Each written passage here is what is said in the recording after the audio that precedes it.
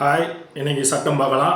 அதாவது போலி பத்திரம், அதாவது ஃபேக் டாக்குமெண்ட், போலி கையெழுத்து, அதாவது ஃபேக் சிக்னேச்சர், போலி சான்று, அதாவது ஃபேக் சர்டிஃபிகேட், இதெல்லாம் தயாரிக்கிறதுங்கிறது மிகப்பெரிய குற்றம். சட்டத்தின் பார்வையில் பார்த்தீங்க அப்படின்னா இது அனைத்துமே ஆபத்தான குற்றமாக சட்டத்தில் சொல்லியிருக்காங்க. எந்த சட்டம் அப்படின்னு பார்க்கும்பொழுது பிஎன்எஸ் சட்டம் 2023 பிரிவு, அதாவது செக்ஷன் 336 உட்பிரிவு 3 சொல்லியிருக்கிறாங்க. அதாவது போலி பத்திரம், போலி கையெழுத்து, போலி சான்று தயாரிப்பது, இது மோசடி செய்யும் நோக்கத்திற்காக போலி ஆவணம் தயாரித்தல் இல்லைன்னா பயன்படுத்துதல் அப்படிங்கிறது குற்றம் அப்படின்னு சொல்லியிருக்காங்க. தயாரித்து பயன்படுத்துதல் போலியாக.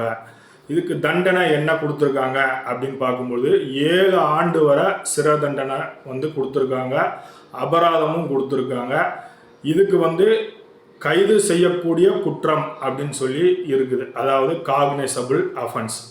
பிணையில் வரக்கூடாத குற்றம், நான் பெயிலபிள் அஃபென்ஸ். நீதிமன்றத்தில் மட்டுமே பிணை எடுக்க முடியும் அப்படிங்கிறத தெரிஞ்சுக்கோங்க. நன்றி, வணக்கம்.